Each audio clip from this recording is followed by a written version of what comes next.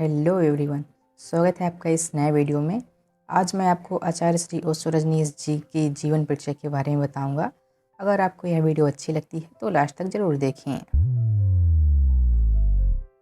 ओशो का जन्म 11 दिसंबर 1931 को मध्य प्रदेश में रायसेन जिले के कुचवाड़ा में हुआ। उनका असली नाम रजनीश चंद्र मोहन जैन था। उनका परिवार जैन धर्म को मानता था, लेकिन ओशो का स्वभाव बचपन से ही अलग था। उन्होंने कभी भी रीति रिवाज और नियमों को बिना प्रश्न उठाए नहीं अपनाया।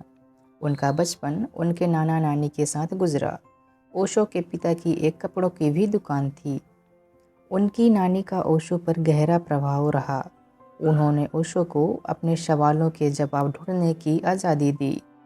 यह आज़ादी ओशो को उनके आध्यात्मिक यात्रा की नींव बनने में मददगार रही।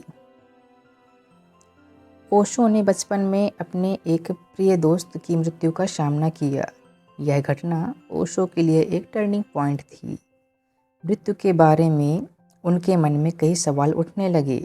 यह सवाल सिर्फ दार्शनिक जिज्ञासा यानी फिलोसॉफिकल क्यूरियोसिटी नहीं थी। उनका फोकस जैसे जीवन का मतलब और मृत्यु के पीछे का रहस्य पर था। ओशो का उनके घर के आसपास की प्रकृति के साथ गहरा संबंध था। उन्होंने अपना ज़्यादा समय प्रकृति के साथ ही बिताया। ये संबंध उनकी टीचिंग्स में भी दिखता है, जिसमें उन्होंने इनर हार्मनी और नेचुरल लिविंग पर ज़्यादा फोकस किया। ओशो ने अपनी स्कूल एजुकेशन मध्य प्रदेश में ही पूरी की। स्कूल के दिनों में ओशो को रूल्स एंड रिस्ट्रिक्शन यानी नियम और कानून पसंद नहीं थे।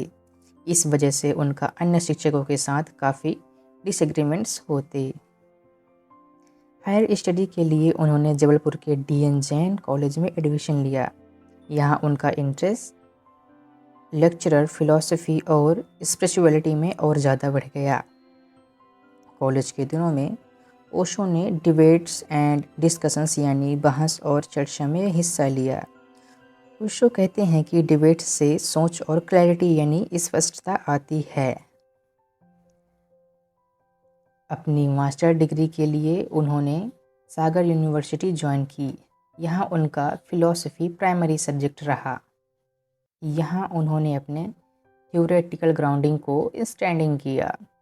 वेस्टर्न रैशनलिज्म और इंडियन स्पिरिचुअलिटी के बीच के कनेक्शन को उन्होंने ढूंढना शुरू किया। यूनिवर्सिटी के दिनों में ही उन्होंने अपनी इंटेलेक्चुअल इंडिपेंडेंसी को और रिफाइन किया। ट्रेडिशनल टेक्स्ट बुक से उन्होंने अपनी इंडिपेंडेंसी पर ज़्यादा फोकस किया। उनका कॉलेज एक्सपीरियंस उनके फ्यूचर टीचिंग्स के फाउंडेशन के रूप में भी काम आया।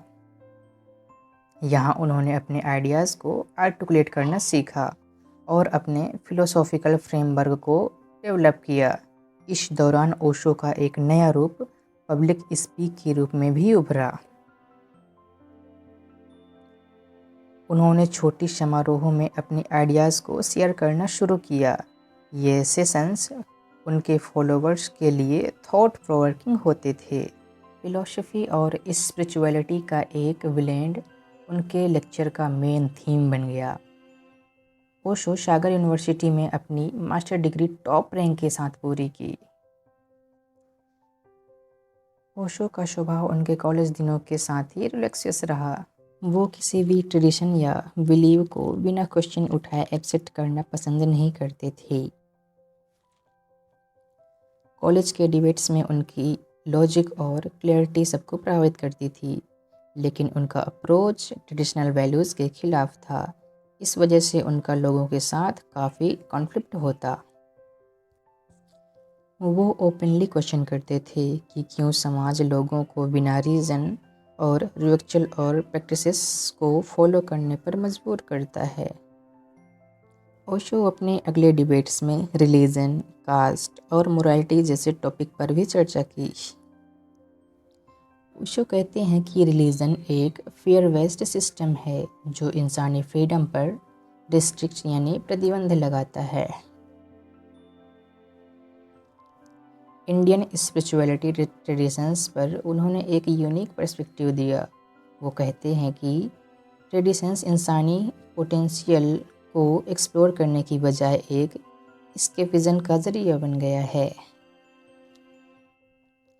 मेडिटेशन और स्पिरिचुअलिटी को उन्होंने एक डायनेमिक और इम्प्रूविंग प्रोसेस के रूप में प्रमोट किया। ओशो के सवाल अनकंफर्टेबल होते थे। तो आज की वीडियो में बस इतना ही। अगर आपको यह आइडिया पसंद आती है तो कमेंट करें, दूसरा पार्ट जल्द ही बनाऊंगा मैं।